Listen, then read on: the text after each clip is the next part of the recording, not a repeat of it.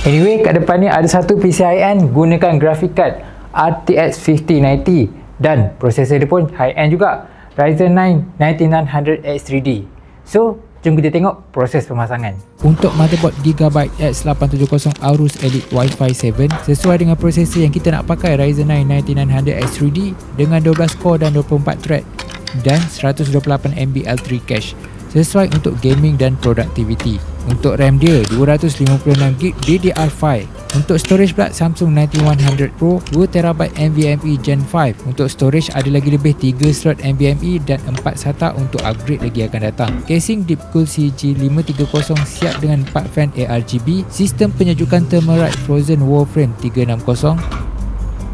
Power supply 1000W Deepcool PN 1000mAh. Last sekali, GPU Zotac RTX 5090 Solid OC yang hadir dengan 32GB VRAM. Total cost kita 21,200. Yang order PC ni adalah sebuah syarikat. Korang rasa syarikat ni buat apa agaknya? Jangan lupa kalau nak buat PC idaman boleh tekan gate code di bawah atau link di bio. Nak order pay later pun boleh tau.